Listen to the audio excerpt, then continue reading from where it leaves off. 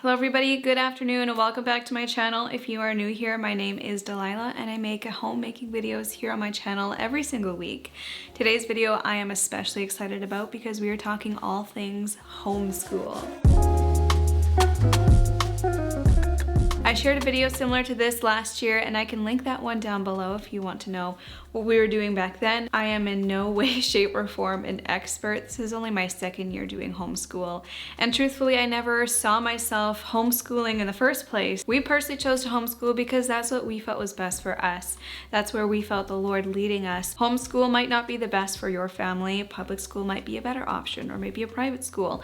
However you choose to educate your children is entirely up to you, and there is no right or wrong answer. But as someone who has chosen to homeschool, I find it very helpful watching these videos and just seeing what techniques other moms are using. There are thousands of different ways to homeschool and there's no right or wrong answer here. I personally find myself leaning more towards the Charlotte Mason approach to homeschooling, but I wouldn't classify myself as that. I think there are bits and pieces of all different methods that are great, and there's a lot of learning I have yet to do about what all these different methods entail. It's also very important to us that we teach our children from a biblical worldview. We live in Saskatchewan, Canada. So our curriculum and the laws that we need to follow may not be the same as where you live. I think they differ quite a bit from province to province, country to country, state to state.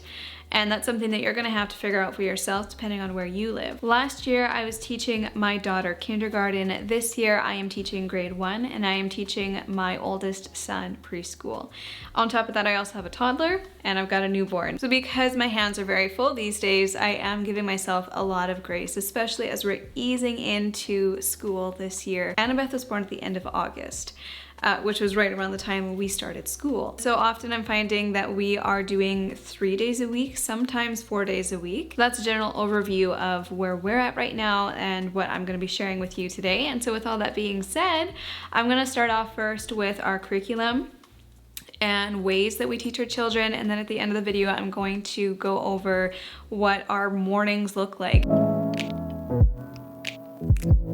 First, let's talk about how homeschool works in Saskatchewan. So for us, we don't have to register our children until they're in grade 1. So all of this is very new to me and I haven't actually had to submit any reports or anything like that yet. That comes at the end of the year. But at the beginning of the year, you need to apply for home-based education. You need to send in an education plan, which outlines how you plan to teach your children, what you plan to teach your children. The subjects that we are required to teach and report on in grade 1 are science, social studies, math, and language arts. There's other papers that you need to fill out, but this is the big one. On the Government of Saskatchewan website, they actually have listed a number of different goals for different grades and different subjects.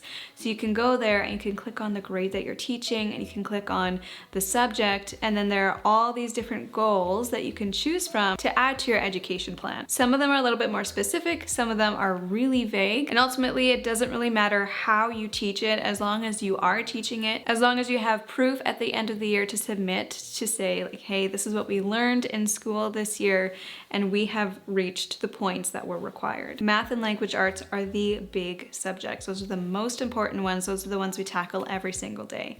I'm gonna be honest and say we haven't even touched social studies or science officially yet, but I find we learn a lot of social studies and science while we're just living our normal lives. For example, while the kids were outside exploring this year, they found some fuzzy caterpillars that we ended up saving. We put them in these jars with holes on top and just watched them eat leaves, and we fed them leaves every day. And then all of a sudden one day they turned into a chrysalis. And after some research, we learned that these types of caterpillars actually hibernate over winter and they emerge as moths in springtime. We're gonna do some deeper study on this. I actually found a downloadable curriculum that kind of goes over this stuff. We can get books from the library and talk about this stuff. It's very simple and very interactive and very real life.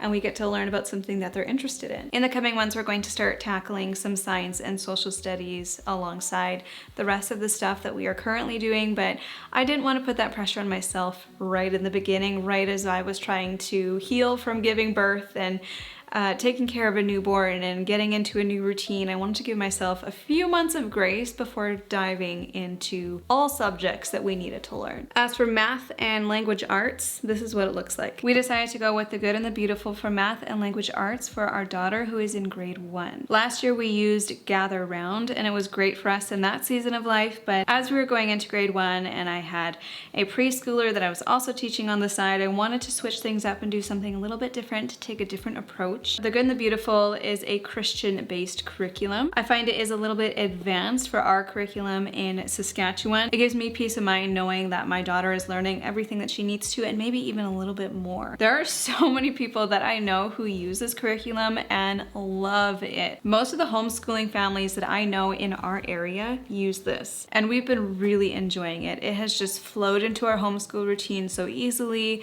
Eloise is understanding everything that she's learning, and it's making so much sense, and it's very easy to teach. It's very open and go. The point of this is that you don't have to prep or prepare anything. All you have to do in the morning is just open it and read to the child what you need to read to the child, and there's some notes for the teacher.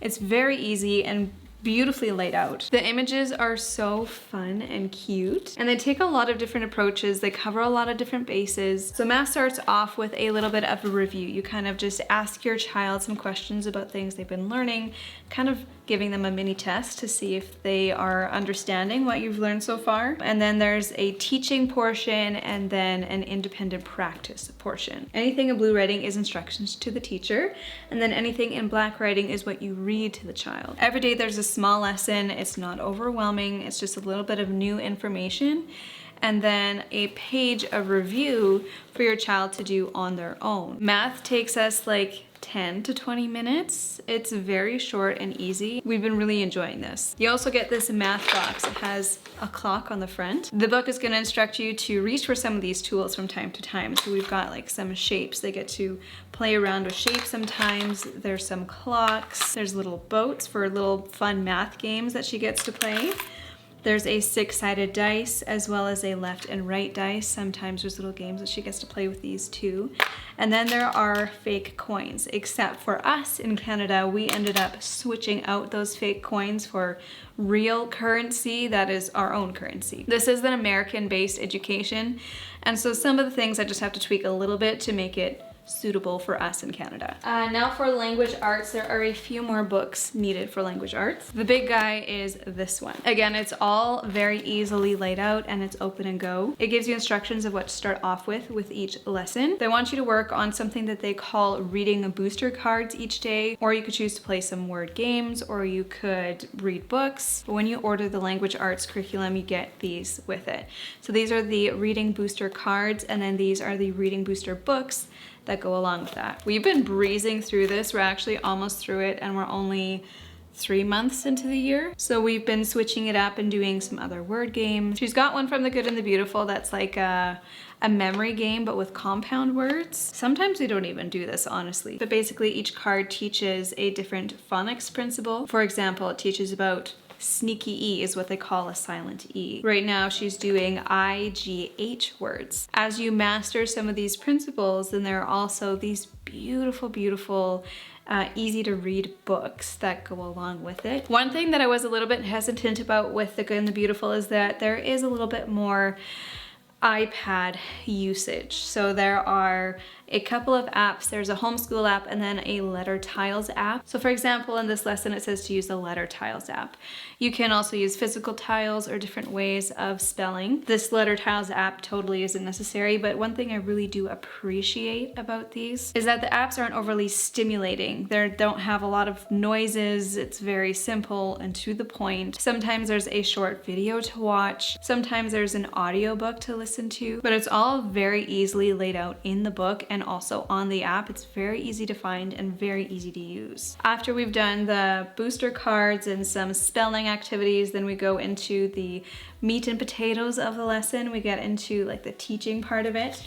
And then there is independent practice as well. At the end, it also encourages personal or shared reading. Again, it's really easy. If I am able to focus on this with her, it takes maybe 10 or 20 minutes. Again, very short and very simple. In addition to the language arts unit, I also bought the handwriting for level 1. So then every day she just gets to do one of these pages. It's basically just copy work and ensuring that they're learning how to write properly.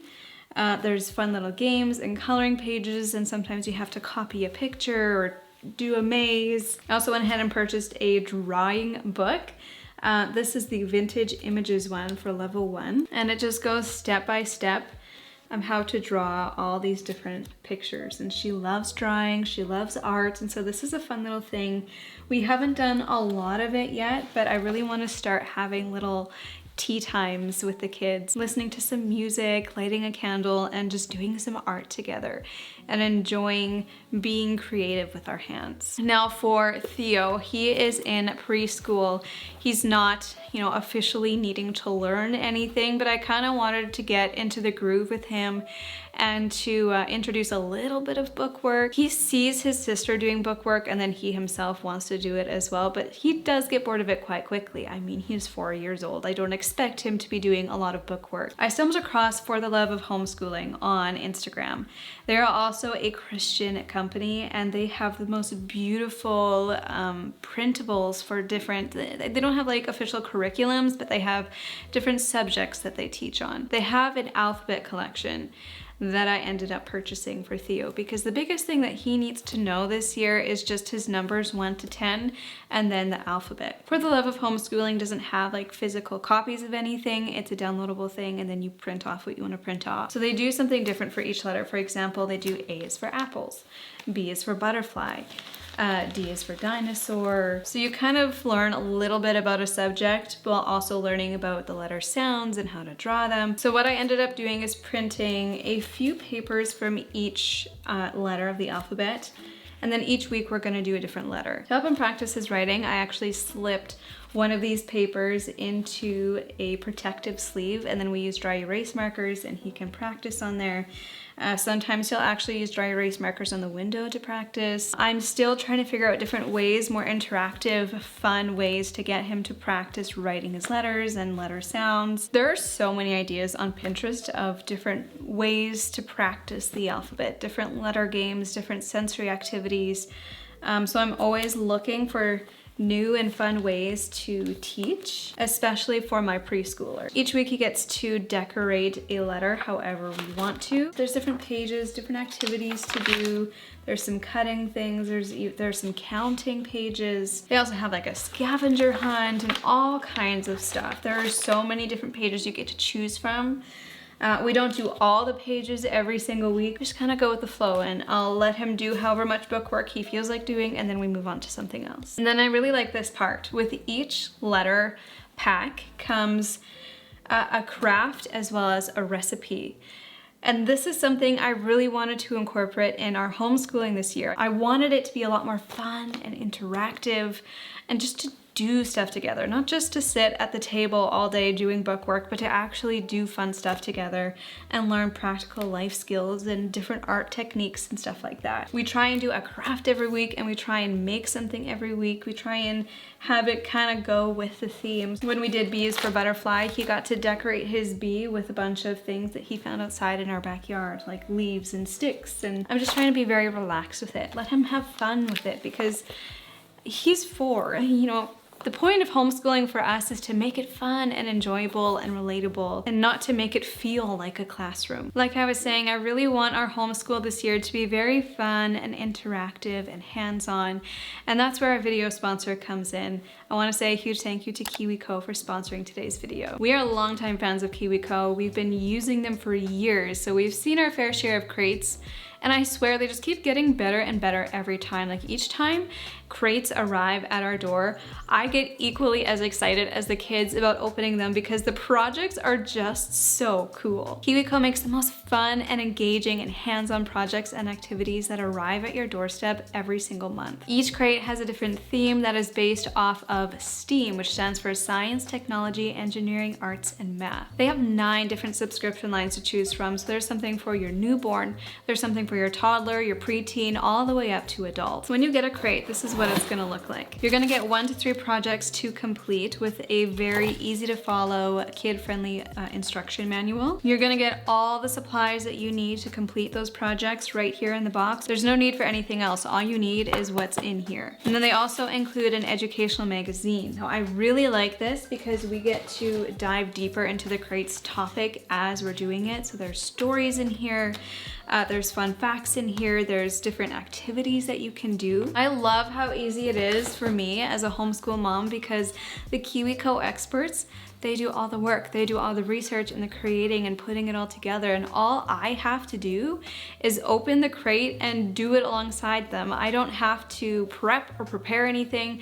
I get to learn with them. We get to learn about multiple different subjects in a fun and engaging way. For example, in Eloise's Kiwi Co Kiwi Crate, she got to learn about maps and different parts of a map, about scale and how compasses work. It even teaches you how to make your own compass in here. For Theodore, he got the Kiwi Co Koala Crate. He got the Pirates one, and this is for ages 3 and up.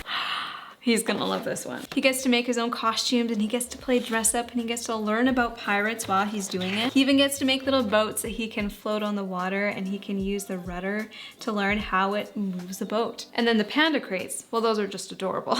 These ones come every other month instead of every month. Annie got the Kiwi Co Panda Crate Let's Sense. This is for ages 3 to 4 months. And William got the Kiwi Co Panda Crate Let's Sort. This is for 25 to 30 months. He's very into colors and just figuring out how things fit together, so that is so perfect for him. And of course, I have a discount code for you, so you can go to kiwico.com/Delilah, linked in the description box below, and use my code Delilah to get 50% off your first month with Kiwi Co. Each crate is about $20, so if you use my code, you're only going to be paying about $10 for your first month. For us, that $20 a month is very well spent and very worth it. Thank you again to Kiwi Co. Now back to the video. Another huge part of school for us, and maybe even in my opinion, the most value part of school for us is just learning life skills. And this is something you can do if your kids are in public school or wherever. I am bound and determined to teach my kids how to cook and how to cook well, how to do laundry and do that well, how to clean up after themselves and to take care of themselves in a home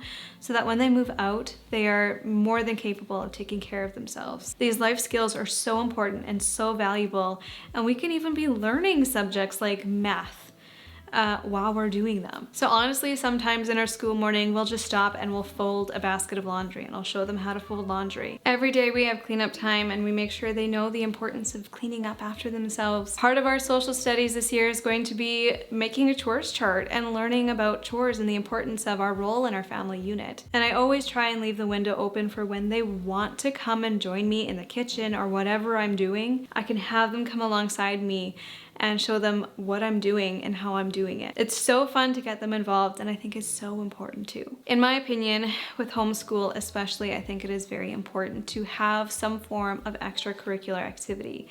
Not to be overwhelmed and burdened with a ton of extracurricular activities, but to do something outside the house where they're engaging with other kids, where they're doing something that they love to do, learning another skill of some kind that they are passionate about. Our kids are involved in extracurricular activities. I'm not going to go into that because that's personal and private, but I do think it's very important. Okay, now that we've covered that, I'm going to talk a little bit about our routine and what our days look like. They definitely look a bit different than what they looked like last year. If you want to know again what they looked like last year, I can leave that video linked down below. And if you're watching this video and you're wondering where we got something from, I will leave my website link down below. I have all of my homeschool links there and a lot of other links as well. So all of our homeschool toys, supplies, tools, and even our curriculum is linked there. Our mornings start off after we have all had breakfast, after the kitchen is clean, after everyone is dressed and ready for the day. I'll call everyone into the playroom for circle time. This is a fun way that we get to engage together and to start our day off in a fun, relaxed setting. I actually have these, I think they're called flat cones or something like that. Every person gets a different color, and then I'll just lay them in a circle. We'll all sit on our color. This helps keep their little bums seated where they're supposed to be. You can also play all kinds of fun games and stuff with those. Those are a really great homeschool tool. We like to start our morning off first with a prayer. So we will just pray over our day and over our morning, and then we'll talk a little bit about the letter that we're learning that week. This is more so geared toward my preschooler.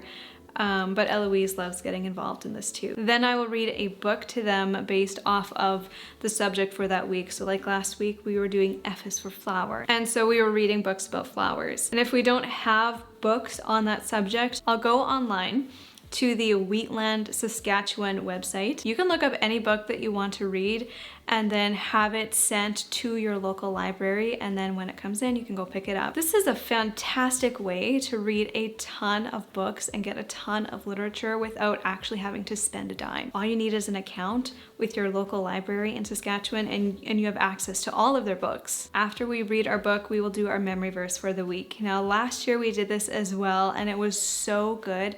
Having that Bible memorization was good even for me, because it's so important as Christians to be memorizing the Word of God and to have that written on your heart. And it is insane how well the kids memorize this stuff. Like, their brains are just sponges, and they can memorize things so much easier than I can, honestly. Last year we used Pip and J ABC memorization cards. This year I did the same method, but I made my own. I just kind of started writing down different verses that I felt were applicable to our family and our life right now, and I organized them into the alphabet, printed them off onto cards. So for example, letter A, we learned the verse, "A cheerful heart is good medicine, but a crushed spirit dries up the bones." Verse C was, "Cast all your anxiety on him, for he cares for you." The kids love doing this. We'll do silly voices to help memorize them, or we'll do different actions.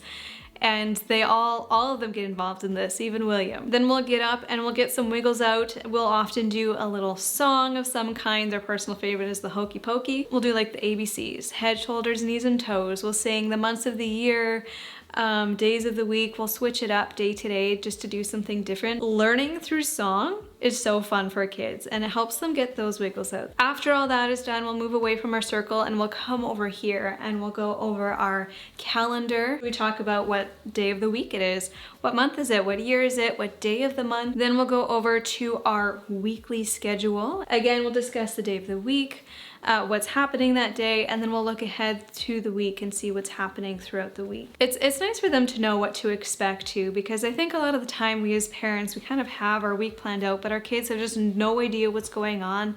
And I feel like it can be really overwhelming for them just not having any clue of what's happening next. So it's nice to have this here so they can visually see it and mentally prepare for what's ahead for them this week. Then we'll go on to our weather board and we'll talk about the weather. We'll look outside, we'll talk about what it feels like, which season it is, what's the temperature, and then we all go over to the table. This is where the bookwork happens. Sometimes I'll set up sensory activities. I always try and set up something for each child. So for Eloise, who is in grade 1, she mostly just does her bookwork. We usually start off with language arts for her, so she'll start off with some reading, a page of her handwriting book, some fun games to get into it, and then we'll do the language arts lesson. While she's doing that, Theo's usually doing a few of his own bookwork pages. Lately, he hasn't been super interested in that, and so I've been trying to find different ways that are fun and interactive to get him involved and learning. Sometimes that's a sensory activity or crafts, or honestly, you know, sometimes I just give him some kinetic sand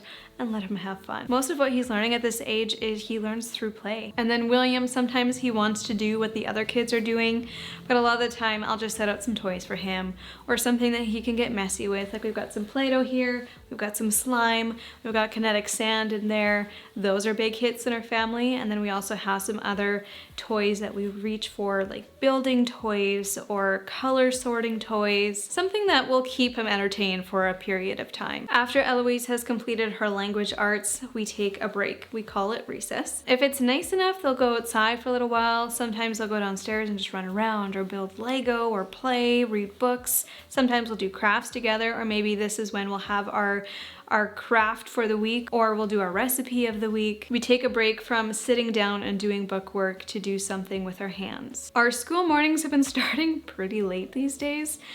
So a lot of the time we don't get around to finishing up math with Eloise until the afternoon or even later on in the day, but if we have time after recess and before lunch, we will try and squeeze in her math lesson as well. And I mean, this only takes 10 to 20 minutes, so it doesn't take long. It's very simple and very easy to do. And that's it. That's what our school days look like. Sometimes if we're out running errands in the morning, we do all of this in the afternoon instead. Sometimes on a really rush day, we'll skip the circle time altogether and we'll just go straight to some book work. We're trying not to be too rigid with routine and to keep it flexible and fun. I'm sure this is going to evolve more and more as the year goes on, and then in the years to come, I'll definitely be sharing more updated videos like this in the future. But if you have any questions for me, leave them in the comments down below. And if you want to share something that you really enjoy about your own routine with homeschool, let us know. Let's use the comment section to encourage one another. Thank you all so much for watching, and I will see you in the next one.